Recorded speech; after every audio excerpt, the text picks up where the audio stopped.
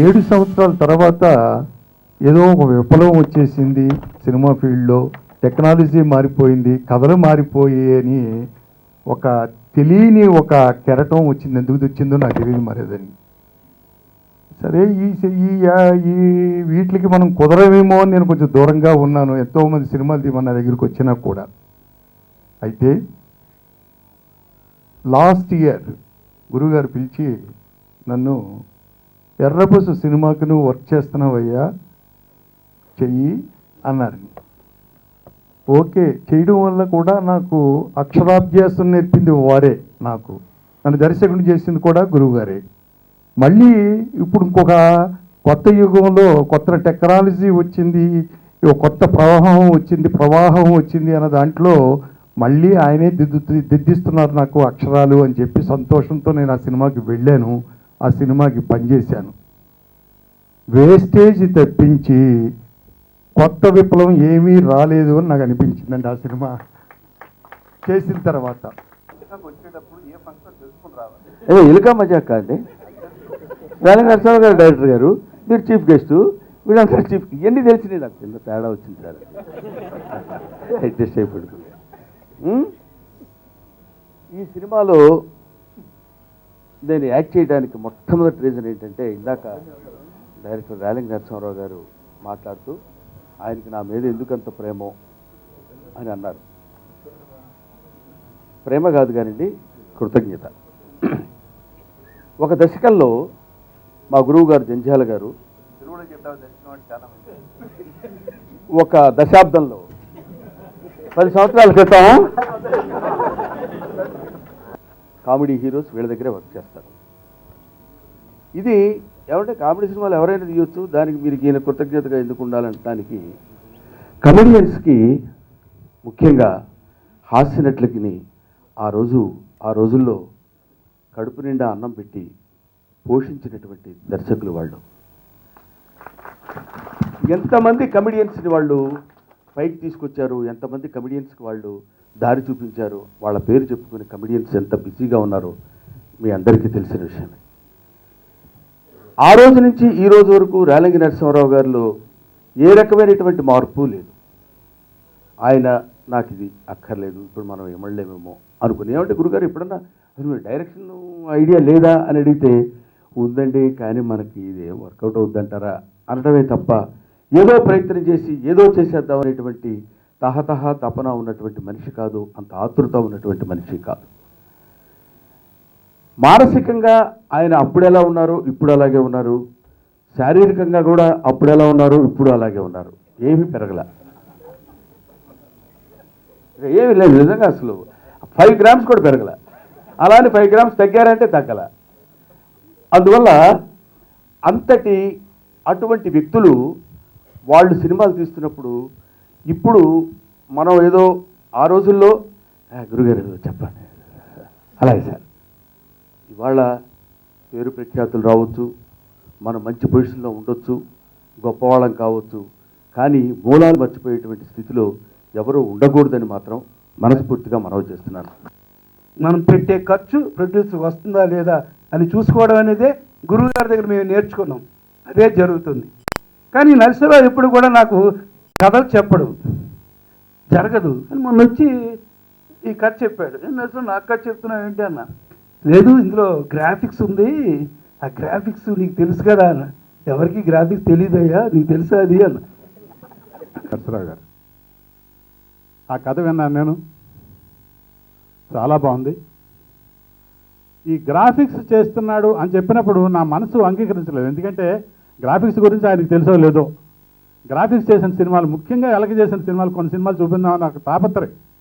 ఎందుకంటే మా సహచరుడు, కలిసి పనిచేసాం, కలిసి ప్రయాణం చేసాం అని ఊరికే తాపత్రయం కోసం ఇచ్చాను. అవి ఉపయోగపడ్డాయో లేదో నాకు అనవసరం, నాకు తెలియదు. కానీ నేను నా వంతుగా నేను చేశాను. దానికి కారణం ఏంటంటే, నేను లవకుశ అనే 2D యానిమేషన్ సినిమా చేశాను. దాని ద్వారా నేను చదువుకున్నాను, నేర్చుకున్నాను కొంతవరకు. అది కూడా ఆయనకి ఏమన్నా ఇంజెక్ట్ చేద్దామా అని తాపత్రయం చూడను అనమాట. కానీ కథ విన్న తర్వాత నాదేం అవసరం లేదు, ఆయనకి అద్భుతంగా కథ ఉంది. ఇంకోటి ఏంటంటే, ఎదుటివాడిని నవ్వించాలనే కోరుకుంటాం అన్నది మనిషికి చాలా గొప్పతనం. అన్నింటినీ మించి నాకు అప్పుడప్పుడు బాధపడతా ఉండేవాడిని. ప్రతి దర్శకుడు, ప్రతి హీరో వాళ్ళ బిడ్డల్ని ఇండస్ట్రీలో ఒక అగ్రస్థానానికి తీసుకురావాలని వాళ్ళు పడే తాపత్రయం, వాళ్ళని తీసుకురావడానికి వాళ్ళు చేసే సాహసం, చేసేటటువంటి కృషి నాకు భగవంతుడు నా బిడ్డలకు ఇవ్వలేకపోయాడే అని ఒక్కోసారి అనిపించిన పిచ్చోడా ఎందుకు అనుకున్నా, అంతకు మించిన బిడ్డలు ఉన్నారు కదా నీకు, అసలు ఇండస్ట్రీలో 70% నీ బిడ్డలే కదా అని చెప్పినప్పుడు అలా నాకు గర్వంగా. బహుశా ఇంతకంటే ఆనందం, సంతృప్తి ఇంకెవరికి ఉండదేమో. నేను ఇండస్ట్రీకి రావడమే ఒక కళ. ఇండస్ట్రీకి వచ్చిన తర్వాత అందరిలోనూ ఒక దర్శకుడు అవుతాను, కానీ ఈ స్థాయికి వస్తానని నేను ఎప్పుడూ ఊహించలేదు. ఆ భగవంతుడు ఇచ్చిన దయ. అలాంటి శిష్యుల్లో నాకు చాలా ఇష్టమైన రేలంగి నరసింహరావు చాలా కాలంగా సినిమాలు తీయట్లేదు. అతను వచ్చి అడగడం నాకు తెలుసు. పోనీ ఖాళీగా ఉన్నాడు కదా అని, నరసింహరావు గారు సీరియల్ తీయకూడదా, మంచి కామెడీ సీరియల్ అని అడిగిన వాళ్ళు నాకు తెలుసు. లేదులేండి, వద్దులేండి, నేను ఇలా కానివ్వండి అనేవాడు. అంటే లోపల ఒక తపన ఉంది.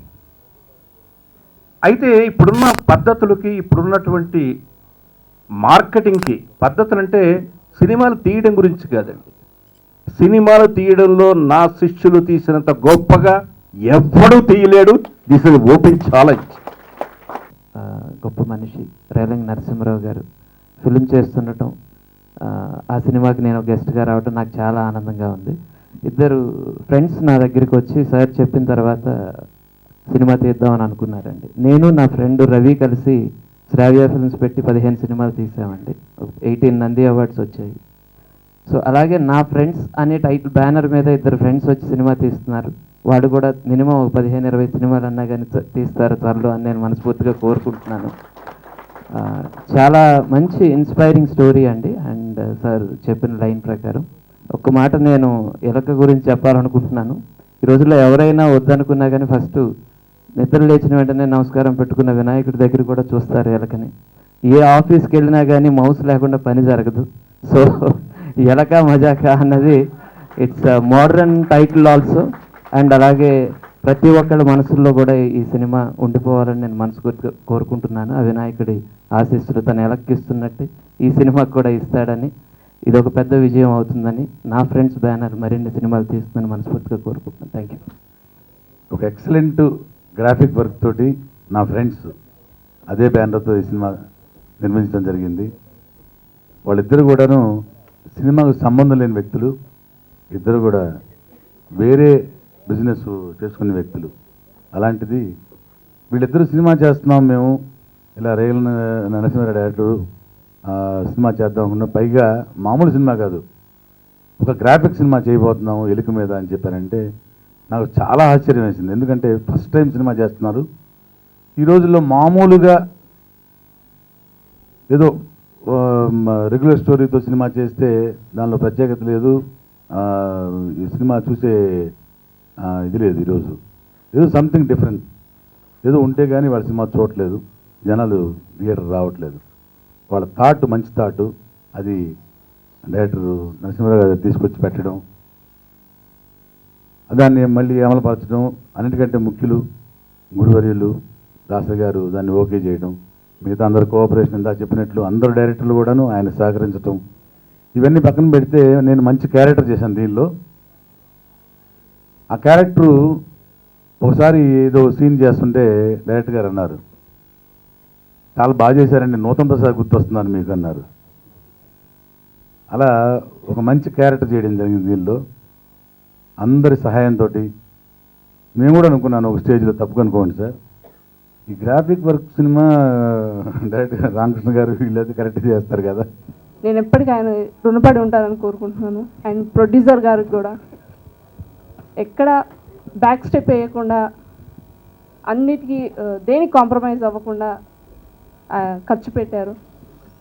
అలానే ఈ మూవీ మంచి సక్సెస్ కోరుకుంటుందని అనుకుంటున్నానండి. సాంగ్స్ బాగా వచ్చినాయి, మూవీ బాగా వచ్చింది, చాలా డిఫరెంట్ స్టోరీ అండి. You can enjoy and it's a family entertainment and comedy. And Brahmananda గారు కామెడీ అయితే చూసి బాగా ఎంజాయ్ చేయగలుగుతారు. నాకు ఈ మూవీలో ఆఫర్ ఇచ్చినందుకు రేలంగి నరసింహరావు గారు చాలా థ్యాంక్స్. నేను ఇన్ని మూవీస్ చేశాను కానీ ఏ మూవీలోని మీరు చూపించినంత అందంగా అలాంటి క్యారెక్టరైజేషన్ నేను ఇంతకొచ్చి చేయలేదు.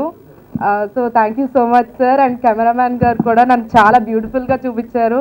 నేను ఏ మిస్టేక్స్ చేసినా ఫస్ట్ రేలంగి గారి దగ్గరకు బదులు కెమెరామ్యాన్ గారి దగ్గరికి వెళ్ళి సార్ ఎలా చేశానంటే ఇలా కాదు ఇంకా బెటర్గా చేయాలి అని చెప్పి ఆయన కూడా ఇంకా బ్యూటిఫుల్గా చూపించి నా మిస్టేక్స్ అన్ని కరెక్ట్ చేశారు. సో మీరందరూ నన్ను మూవీ చూసి బ్లెస్ చేస్తారనుకుంటున్నాను.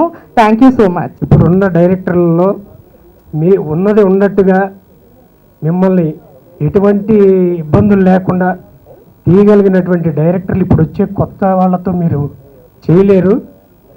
మన సీనియర్ డైరెక్టర్ గారు రేలంగి నరసింహారావు అయితే ట్రాన్స్పరెంట్గా మిమ్మల్ని మీతోటి సినిమా తీసి మిమ్మల్ని ఏ రకంగా అయినా సరే దాన్ని ఒడ్డుకు చేరుస్తారు అని చెప్పి ఒక ఎంక్వైరీలో మేము ఎంక్వైరీ చేసిన దానిలో మాకు తెలుసుకొని, ఎందుకంటే మా యంగ్ టైంలో ఆయన సూపర్ డైరెక్టర్, మా ఏజ్లో ఆయన సూపర్ డూపర్ డైరెక్టరు. ఆ నమ్మకంతో ఆయన దగ్గరికి వెళ్ళి కలిసి గట్టిగా ప్రయత్నం చేసి 1-4 సార్లు ఆయన దగ్గరికి వెళ్ళి ప్రయత్నం చేస్తే ఆయన ఒప్పుకొని మమ్మల్ని ఈ స్టేజ్ దాకా తీసుకొచ్చారు. ఆయన మనస్ఫూర్తిగా నమస్కారం తెలుపుకుంటూ ఈ సినిమా వాళ్ళ సొంత సినిమాలాగా భావించి మమ్మల్ని ఎంతగానో ప్రోత్సహించి 35 రోజుల షెడ్యూల్ని 31 రోజుల్లో మా డైరెక్టర్ గారు ఫినిష్ చేయడం జరిగింది. ఇది చాలా గొప్ప విషయం. గ్రాఫిక్స్తో సినిమా అంటే సంవత్సరం పడుతుంది, 2 సంవత్సరాలు పడుతుంది, 3 సంవత్సరాలు పట్టిన సినిమాలు కూడా మనం చూస్తున్నాం. అలాంటి సమయంలో దర్శకులు మా డైరెక్టర్ గారు రేలంగి నరసింహరావు గారు ఈ సినిమాని కేవలం 31 రోజుల్లో సినిమా పూర్తి చేశారు. వారికి పాదాభివందనం చేస్తున్నాను. ఈ సినిమా గురించి ఒకే ఒక ముక్క చెప్తాను. మీ అందరినీ నిరుత్సాహపరచదు. మీరు ఎంతగా ఎక్స్పెక్టేషన్స్ ఈ సినిమా మీద పెట్టుకున్నారో అంతగా 10 మీరు ఆనందపడతారని హామీని మటుకు మేము గట్టిగా ఇస్తున్నాం. అన్నా, నీకు ఆడపిల్లలైనా కోడి పిల్లలైనా ఒకటే. నీకే కాదన్నా, ఆడపిల్లలంటే ఆ దేవుడికి కూడా చిన్న చూపే. అందుకే